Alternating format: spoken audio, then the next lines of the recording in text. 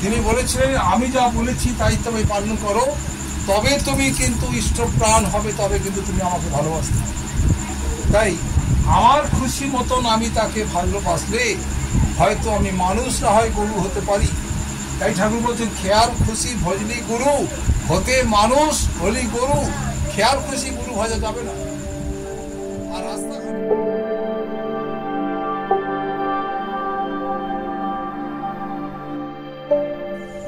আমি আমার প্রণাম নিবেদন করি। উপস্থিত রাজক অধ্যক্ষ উদ্ঘাতা মণ্ডলী তাদের প্রতি শ্রদ্ধা নিবেদন করি। তৎসহ উপস্থিত প্রত্যেকের জন্য পরমপিতার রাতুল চরণে দীর্ঘ নিরোগ সুস্থ ইষ্টময় জীবন প্রার্থনা করি। আজকে শ্রী শ্রী ঠাকুরের চরণে বসে আমরা এ বাড়িতে সৎসঙ্গ করছি। পুরুষোত্তম শ্রী শ্রী ঠাকুর অনুকূল চন্দ্র, যাকে আমরা গুরুপদে পেয়েছি, আমার জীবন সার্থক বলে আমি মনে করি। এটা আমি নিত্য কয়েকবার উচ্চারণ করি আমার কাছে, শ্রী ঠাকুর আমি ধন্য তোমাকে। তাই শ্রী শ্রী ঠাকুরকে নিয়ে চলাটা আমাদের কাছে একটা বড় বিষয়। দীক্ষা সবাই নিতে পারে, দীক্ষা প্রচুর নিয়েছিল, আপনাদের গ্রামেও নাকি অনেক দীক্ষা হয়েছিল। আমি অনেকটা দেখিনি, কিন্তু এই যে কজন দেখছি এ কজনই কি দেখছি। এত লোক দীক্ষা নিলেও কিন্তু আজকে তাদের সঙ্গে ঠাকুরের সঙ্গে সম্পর্ক নেই, বা হয়তো তার মতন করে রেখেছেন সম্পর্ক। শ্রী শ্রী ঠাকুরের বাণী হচ্ছে খেয়াল খুশি ভজলি গুরু, হতে মানুষ হলি গরু। খেয়াল খুশি গুরু কিন্তু ভজা যাবে না। আমার ইচ্ছা মতন আমি গুরুকে ভজবো, এটা কিন্তু হবে। শ্রী শ্রী ঠাকুর কোথাও বলেননি। তিনি বলেছিলেন আমি যা বলেছি তাই তুমি পালন করো, তবে তুমি কিন্তু ইষ্টপ্রাণ হবে, তবে কিন্তু তুমি আমাকে ভালোবাসতে হবে। তাই আমার খুশি মতন আমি তাকে ভালোবাসলে হয়তো আমি মানুষ না হয় গরু হতে পারি। তাই ঠাকুর বলছেন খেয়াল খুশি ভজলি গুরু, হতে মানুষ হলি গরু, খেয়াল খুশি গুরু ভজা যাবে না। আর রাস্তাঘাটে যে কোনো গুরুকে ধরলেও কিন্তু মানুষ হওয়া যাবে না। অনেক গুরু রাস্তাঘাটে ঘুরে বেড়াচ্ছে, বিভিন্ন জায়গায় গুরু হচ্ছে, ঘোড়ায় মারা দিলেই গুরু হয়ে যাচ্ছে। তো এই যে ধরুন এত গুরুর পাল্লায় পড়েও আমি কিন্তু মানুষ নাও হতে পারি। তাই কার দীক্ষা নিতে হবে? যিনি পুরুষোত্তম, যিনি আচরণ করে করে আমাদেরকে দেখিয়ে দেন আমি কেমন করে চলি, আমি কি করি, আমায় কি করি। তাই তিনি তো নিজে কখনো বলেননি আমি ভগবান ওই পুরুষোত্তম, তিনি কখনো বলেন। শ্রী শ্রী ঠাকুর তার আশ্রমে একটি মা গিয়েছেন, স্বামী স্ত্রী, এরকম একটা বাচ্চা নিয়ে গেছে। এই এরকমই বাচ্চা হবে, মিঠাইয়ের মতনই বাচ্চা হবে। ওকে নিয়ে গেছে, ওরা ছেলে, কাউকে নিয়ে গেছে, এটা বইতে লিখিত আছে। শ্রী শ্রী ঠাকুর তো কখনো কাউকে বলেননি আমি ভগবান ওই পুরুষোত্তম। তো বাচ্চাটাকে নিয়ে গেছে, বাচ্চাটা মা বাবা দুজনে প্রণাম করছে, ঠাকুরকে, ঠাকুর বসে আছে, মা বাবা প্রণাম করছে। করার পর ঠাকুর দু এক কথা জিজ্ঞেস করছেন, বলছে বাচ্চাটা দেখছে সামনে কটা বাচ্চা খেয়েছে, তো ওখানে ছুটতে ছুটতে চলে গেছে। ছুটতে ছুটতে গিয়ে ওদের সঙ্গে একটু বোধহয় ঘুরপাক খেয়েছে, খেতে গিয়েই পড়ে গেছে হোঁচটে। আর যখন পড়ে গেছে তখন এই কনুইটা ভেঙে গেছে। যখন কনুইটা ভেঙে গেছে, এই কনুইটা ভেঙে গিয়ে এটা ওপর দিকে উঠে গেছে। এই যে সুজাতার পিসি ওকে ঠিক করে দিয়েছে, এখন সবাই ঠিক করে দেয়, ভালো ভাঙা অনেকে কায়দা জানে আর কি। এই হাড়টা এরকম উঠে গেছে, এতটাই উঠে গেছে যে ওটা কিন্তু অপারেশন করতেই হবে, ওটা কিন্তু রাখা যাবে না। বাচ্চাটাও চিৎকার করছে। যখন খুব কাঁদছে, শ্রী শ্রী ঠাকুরের কাছে এই মা দিকে বলছে ঠাকুর এই তো ডেঞ্জার কন্ডিশন হয়ে গেল আমার ছেলে, আমরা সবে এলাম, আপনাকে প্রণাম করলাম, তারপরে এই ঘটনা ঘটল, তাহলে আমরা আজকে চলে যাই। আমরা শ্রী শ্রী ঠাকুর তিনি বলছেন আজকের দিনটা থেকে যান, কালকে যাবে। তো দাদাটি রাজি হয়ে গেলেন, কিন্তু মাটি যেন রাজি হলেন। মায়ের ছেলের জন্য আর একটু বেশি প্রাণটা খাচ্ছে, ছেলে কষ্ট পাচ্ছে। ঠাকুরের ডাক্তার প্যারিদার তিনি ওষুধ দিলেন, বললেন আজকে রাত্রিটা রেখে দে, কালকে তোরা চলে যাবে। তো মাটি রাত্রিবেলা ঠাকুর স্বামীর সঙ্গে অশান্তি করছে যে তোমার জন্যে কিন্তু রয়ে গেল। তুমি ঠাকুরকে মুখের উপর বলতে পারলে না যে ছোট ছেলেটা কষ্ট পাচ্ছে, ঠাকুর আমরা চলে যাই। ঠাকুর বললেন আজকে রাত্রিটা থেকে যা, তুমি থেকে গেলে। ছেলেটা সারা রাত্রি ধরে কাঁদছে, কষ্ট পাচ্ছে ছেলেটা। যখন মা এরকম বিরক্ত করছেন, স্বামীকে বিরক্ত করছেন, তিনি মনে মনে বলছেন ঠাকুরের নাম করো, হাত বুলিয়ে দাও, পিঠে হাত বুলিয়ে দাও, দেখবে ঠিক ঘুমিয়ে পড়বে। স্বামীর খুব আত্মবিশ্বাস ঠাকুরের, কিন্তু স্ত্রীর তো সেই বিশ্বাস নেই। যখন এইরকম বিশ্বাস নেই এবং বিশ্বাস ভদ্রলোক করতে পারলেও কিন্তু তার বিশ্বাস সরে যাচ্ছে, মানে চটকে যাচ্ছে বিশ্বাস, কারণ তার স্ত্রী এত অত্যাচার করছে। তখন ওই পরের দিন সকালবেলা শ্রী ঠাকুর উঠেছেন এবং প্রার্থনা হয়ে গেছে, সব লোক ঠাকুরকে প্রণাম করে চলে যাচ্ছে। ওই মার বাবা আবার ঠাকুরকে প্রণাম করতে এসেছেন যে সকালবেলা আমরা ট্রেন ধরে চলে যাব, আমরা কলকাতায় যাব, ওখানে মেডিকেল কলেজে দেখাবো ডাক্তারকে, দেখি আমার ছেলেকে সুস্থ করবো। এজন্য তিনি চলে যাচ্ছেন। যখন চলে যাচ্ছেন আবার ওই মা বাবা প্রণাম করতে এসছেন, বাচ্চাটা আবার দেখছে ওই আশ্রমের কয়টা বাচ্চা খেলাধুলো করছে, ওখানে আবার ছিটকে চলে গেছে। ওর মা আর বাবা ঠাকুরকে বলছেন, ঠাকুর বলছেন হ্যাঁ মেডিকেলে যাবি, ভালো করে দেখাবি, ভালো করে এক্সরে করবি, করে সুন্দর করে ট্রিটমেন্ট করবি, এসব যখন বলছেন ওই বাচ্চাটা আবার খেলতে চলে গেছে। এটা ঘটনা কিন্তু শ্রী শ্রী ঠাকুরের গল্পের মধ্যে, বইয়ের মধ্যে আছে।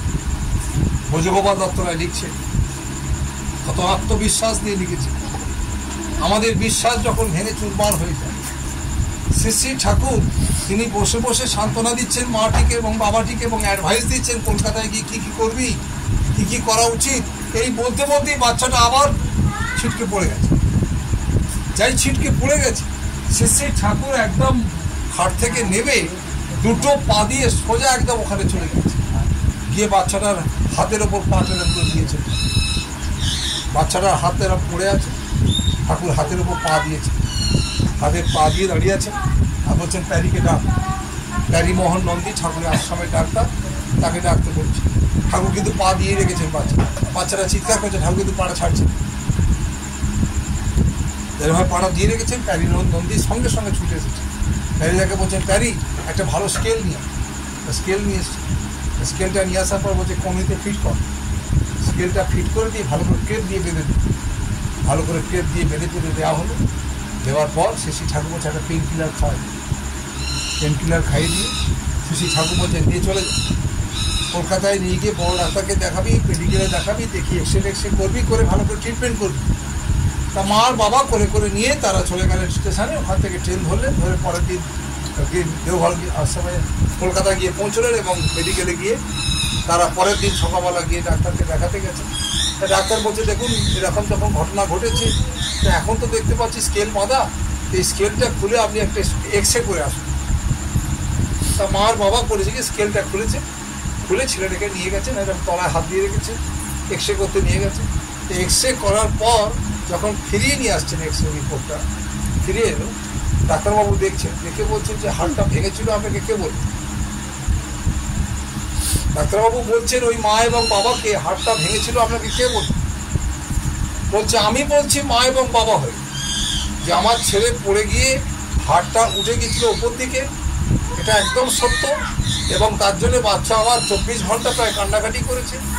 আমরা ঠাকুরকে বলে নিয়ে চলে এলাম, যখন ঠাকুরকে প্রণাম করতে গেলাম ও আবার খেলতে চলে গেছিল ওই যন্ত্রণা ভুলে, তখন আবার পড়ে যায়। যখন পড়ে যায় তখন আমার গুরু শ্রী শ্রী ঠাকুর তিনি ছুটে গিয়ে ওর হাতের ওপর পা দিয়ে দাঁড়িয়েছিল। আর ওনারই ডাক্তার তাকে বললেন যে ভালো করে একটা স্কেল দিয়ে ক্রেপ দিয়ে বেঁধে দিন, কলকাতায় গিয়ে এক্সরে করে ভালো ডাক্তার দেখিয়ে। এ আমাদের বলেছিল। তাই আমরা ডাক্তার দেখাতে এসেছি, আপনাকে দেখিয়েছি, আপনি এক্সরে করতে বলেছেন, আমরা এক্সরে করেছি। তাই মার বাবাটিকে এরকম করে এক্সরেটা রিপোর্টটা দেখিয়ে বলছেন ছেলের হাড় কোথাও ভাঙেনি, হাড় কিন্তু আবার জুড়ে গেছে। তখন ওই ডাক্তারবাবু তিনি বলছেন ওই মার বাবাকে, যিনি পা দিয়ে হাড় সেট করতে পারেন তিনি সব পারেন, তিনি পা দিয়ে হাড় সেট করতে পারেন। শুধু আমাদের বিশ্বাস নেই যে তার প্রতি, যে তিনি আমাদের সবটুকু করতে পারেন। শ্রী শ্রী ঠাকুর অনুকূল চন্দ্র তিনি আমার গুরু, তিনি আমার সবটা করতে পারেন, ওলট পালট করে দিতে পারেন, এটা তিনি কিন্তু বলেছেন। তাই পরম দয়াল শ্রী শ্রী ঠাকুর অনুকূল চন্দ্র যিনি আমার গুরু শ্রী শ্রী ঠাকুর, তিনি সবটা পারেন উল্টে দিতে, পাল্টে দিতে। আমার তার প্রতি সেই বিশ্বাস আছে। যদি বিশ্বাস না থাকে, দেখবেন আমরা পঞ্চ ঠাকুর করে বেড়াই, এ ঠাকুর ও ঠাকুর করে বেড়াই, এখানে ওখান সেখানে করে বেড়াই। আপনি যত দেবতাই পুজো করুন না কেন, গীতা পড়ে দেখবেন, গীতাদের মধ্যে বলছেন আমি সর্বদেবময় গুরু, সব দেবতারা আমাকে এসে প্রণাম করে। তাই আমাদের একটা গান আছে, দেখবেন, হে পুরুষোত্তম ভগবান দেবতারা গায় প্রভু তব জয় গান। এটা আমাদের একজন গুরু ভাই লিখেছেন, শৈলেন ভট্টাচার্য, এই গানটা লিখেছেন। এই গানটা আমাদের সৎসঙ্গে গাওয়া হয়, এখন গাওয়া হয়। হ্যাঁ, করুণা সিন্ধু মুখোপাধ্যায় লিখেছেন। এই গানটা এখন সৎসঙ্গে গাওয়া হয় না, এখন তো সব স্বরচিত রবীন্দ্রসঙ্গীত গাওয়া হয়। আগে আমাদের এই পুরনো গানগুলো খুব গাওয়া হতো। ওতে গানটা এত দরদি গান, হে পুরুষোত্তম ভগবান দেবতারা গায় প্রভু তব জয় গান। দেবতারা তার জয় গান গাইছে, দেবতারাও তার কাছে এসে প্রার্থনা করছে। তাই আমরা মানুষ রূপী মানুষ, তিনি আমাদের তৈরি করেছেন, আমাদের জীবনেও কিন্তু তিনিই গুরু। তাই আমরা সৌভাগ্যবান সেদিক থেকে যে অমন্তর একজন গুরুকে আমরা আমাদের জীবনে পেয়েছি। শুধু তাকে নিয়ে একটু চলা, আর চললে কি হবে, আমি ভালো থাকবো। দেখবেন বাড়িঘর ভোগ করবো আমি, ছেলে পুলে ভোগ করবো আমি, নাতি নাতনি ভোগ করবো আমি, টাকা পয়সা ভোগ করবো আমি, সব ভোগ করবো আমি। কিন্তু আমি যদি বেশি দিন এই পৃথিবীতে না থাকি, আমি যদি পৃথিবীকে বেশি দিন উপভোগ করতে না পারি, আমি যদি এই পৃথিবীর যে ভালো করে এটাকে সুন্দর করে উপভোগ করার সুযোগ না পাই, তাহলে কি হবে? আর তার জন্য দায়ী কিন্তু আমি, কেউ দায়ী নয়।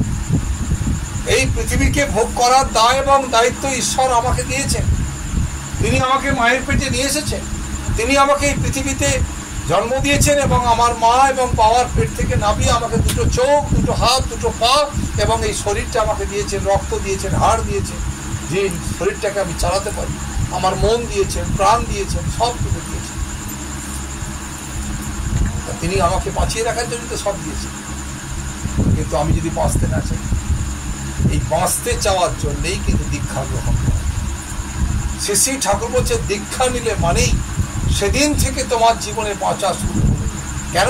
অদীক্ষিত মানুষ বাঁচতে জানে না, অদীক্ষিত মানুষ বাঁচার রকম জানে না, অদীক্ষিত মানুষ বাঁচতে শেখেনি। কিন্তু শ্রী ঠাকুর অনুকূল চন্দ্র আমাদের সে বাঁচতে শেখেন। কেমন করে বাঁচব? তিনি বললেন, প্রথমে হচ্ছে খাদ্যা খাদ্য। ঠাকুরকে জিজ্ঞেস করছে, ঠাকুর নিরামিষ খেলেই তো হবে? শ্রী ঠাকুর বলছে, সারা পাটাও তো নিরামিষ খায়, ছাগল পাটাও তো নিরামিষ খায়। ঠাকুর বলছে, তাহলে ছাগল এবং পাটা এই যে নিরামিষ খায়, তাহলে দেখবেন ছাগলের মধ্যে কত রকমের বুদ্ধি আছে, দেখবেন অবগুণ আছে, দেখবেন। এই জন্যই ছাগল পুষতে নেই। যে বাড়িতে ছাগল পোষে সে বাড়িতে জানবেন কোনোদিন কোনো রোজগার করে নিয়ে এসে রাখতে পারবে না। এটা আমি বলিনি, আমি এমন বাড়ি গেছি, সেখানে দেখেছি 6টা 8টা 10টা ছাগল। একদিন রাত্রিবেলা শুয়ে আছি একটা বাড়িতে গিয়ে, সেখানে সৎসঙ্গ হয়েছে, ফিরতে পারবো না, রাত্রিবেলা সে বাড়িতে রয়েছি। হঠাৎ দেখি ওই খাটের তলা থেকে হুঁ হুঁ হুঁ করে ডাকছে, হুঁ হুঁ হুঁ করে ডাকছে। কি যাচ্ছে বাবা? দেখি 8-10টা ছাগল পাওয়া। এই ছাগল দেখে পরের দিন সকালবেলা প্রার্থনা করে ওদের বাড়িতে বললাম, এগুলো কি কতদিন দেখেছেন? বলে এতদিন দেখেছি। তাহলে আপনাদের বাড়িতে এই হয়? বলছে, হ্যাঁ এই হয়। এগুলো কেন হবে জানেন? সারা জীবন হবে আপনাদের বাড়িতে, কোনোদিন আপনাদের বাড়িতে শান্তি বলে কোনো বস্তু থাকবে না। কেন? যতদিন ছাগল থাকবে, আর যতদিন মুরগি থাকবে, যতদিন হাঁস থাকবে আপনাদের বাড়িতে। কেন? দেখবেন হাঁস সবসময় খাচ্ছে।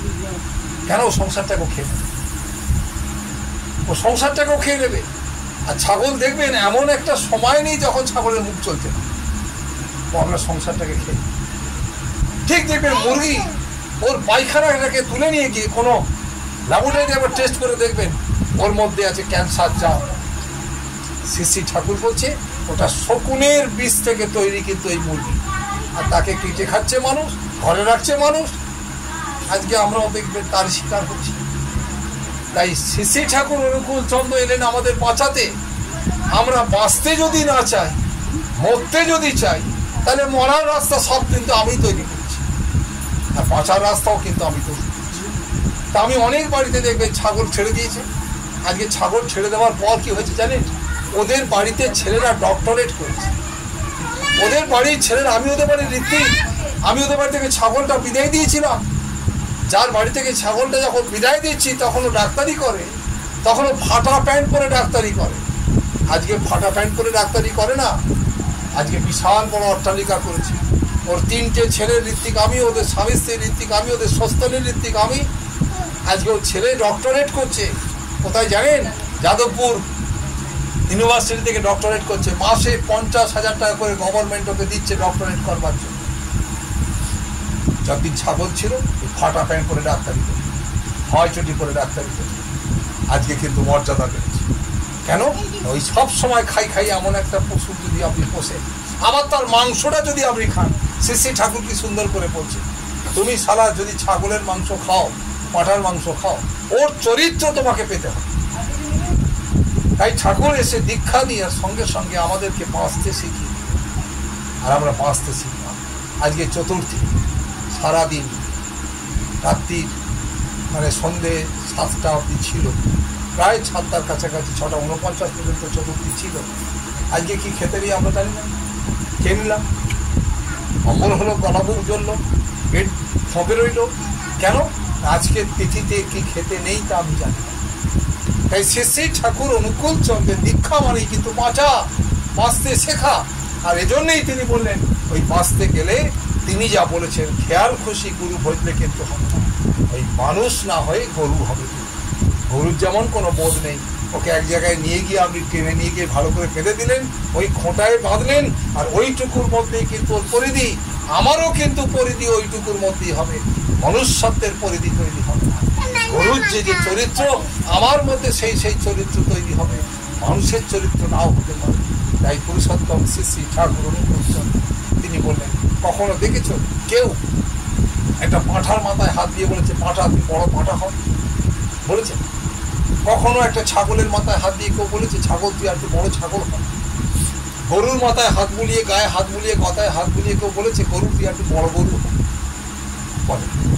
কিন্তু দেখবেন, আমরা যখন মানুষ হই, আমরা যখন কাউকে প্রণাম করি, গুরুজনকে প্রণাম করি, তখন গুরুজনরা আমাদের কি বলে? থুতনিতে হাত দিয়ে, মাথায় হাত দিয়ে কি বলে? তুই মানুষ হ, বড় হ। তার মানে আমি মানুষ হইনি, মানুষ হতে বাকি আছে। এজন্যই পুরুষোত্তম শ্রী ঠাকুর অনুকূল চন্দ্র বলছেন, ছাগলের বাচ্চা জন্মেই কিন্তু ছাগল হয়, গরুর বাচ্চা জন্মেই কিন্তু বাছুর হয়, অর্থাৎ গরু হয়। কিন্তু মানুষের পেটে জন্মগ্রহণ করেও মানুষ নাও হতে পারে, জানোয়ার হতেই পারে। তাই মনুষ্যত্ব তৈরি করতে গেলে দীক্ষা মানুষের জীবনে প্রয়োজন। কার দীক্ষা নেব? ওই যেখানে সেখানে গুরু হইলে হবে না, কিন্তু যেখানে সেখানে খেয়াল খুশি গুরু হইলে হবে না, কিন্তু এই পুরুষোত্তমের দীক্ষা গ্রহণ করে তবে তাকে নিয়ে চলতে পারলে, তার দয়ায় যদি তুমি চলতে পারো, তাকে নিয়ে যদি চলতে পারো, তবেই কিন্তু তোমার জীবনের মনুষ্যত্বের জাগরণ হবে।